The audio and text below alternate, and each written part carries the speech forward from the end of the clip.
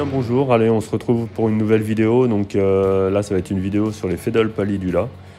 Donc j'en ai fait une il y a 15 jours 3 semaines, mais c'est histoire de vous montrer un peu le développement depuis ces 15 jours 3 semaines justement. C'est assez hallucinant chez elle. Déjà si vous regardez la dernière vidéo et la nouvelle, vous verrez une grosse différence dans l'aire de chasse. Il y a beaucoup plus de monde. Donc ah ouais, aussi, on n'est pas samedi, donc c'est vrai que j'ai dit que je ferais une vidéo tous les samedis et tout, mais je pense que je vais faire une vidéo par semaine. Mais pas sûr qu'elle tombe le samedi, alors ça sera peut-être le vendredi, le dimanche ou le jeudi comme la semaine dernière. Ça va être un peu aléatoire parce qu'en fait le samedi, j'ai souvent pas mal de taf sur mes guitares et tout, donc c'est pas forcément pratique pour moi. Et puis j'ai pas envie de bâcler les vidéos, donc je les fais un peu quand ça me prend, quand je vois quelque chose d'intéressant à filmer, donc voilà.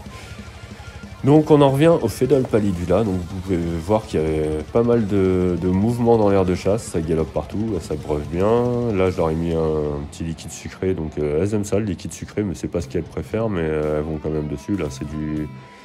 donc c'est en pseudo-miellage, je leur ai fait du sirop d'agave et sirop d'érable. Là j'ai racheté un pot de miel bio avec gelée royale dedans, donc la prochaine fois ce sera ça, ça leur fera pas de mal non plus.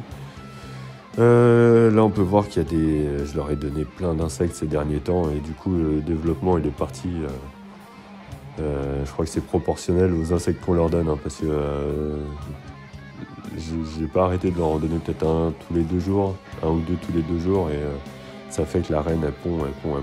Alors là vous allez voir, j'avais laissé le nid s'assécher un peu pour pouvoir faire des images un peu plus sympas et tout en gros plan. Mais le problème des Phédales pallidula, c'est que dès que le nid commence à devenir sec, et ben vous voyez, regardez, le couvain était revenu là, près de la sortie. En fait, elles commencent à préparer leur valise pour se barrer, donc il y a intérêt vraiment de les surveiller. Et donc je pense qu'elles seraient parties au moins dans le tuyau, voire peut-être dans l'aire de chasse pour essayer de se barrer plus loin, quoi. Donc elles sont à surveiller pour ça, donc il faut vraiment que le nid reste humide.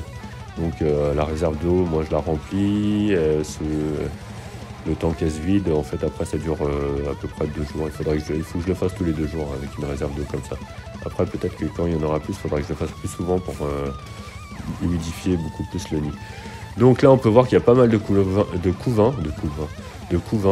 Donc là je vais vous montrer, en fait, voyez, là c'était leur valise qui est préparée. En fait elles avaient commencé à ramener le couvain déjà pas loin de la sortie. Voilà, là on peut voir qu'il y a pas mal d'œufs. Donc la reine vient de répondre. Elle est en forme aussi, elle ligote pas mal dans le nid, elle. Et là, on a l'impression que c'est en accéléré, mais pas du tout, hein. Elles sont tout le temps comme ça. Qu'il y a de la lumière, qu'il n'y ait pas de lumière, elles sont toujours... au début, je pensais que c'est parce que je les stressais, mais en fait, non. On peut arriver dans le noir, elles sont toujours en train de courir comme ça, c'est impressionnant, quoi. Et du coup, ça se remplit bien, donc... il va vraiment falloir que je surveille bien ça avec le développement, parce que... ça aurait tendance à devenir vite ingérable, ces petites bêtes-là.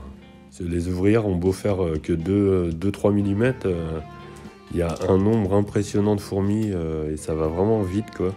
Donc c'est sympa pour voir le développement, quoi, mais il faut penser au futur et vraiment réussir à pouvoir gérer une colonie pareille, quoi.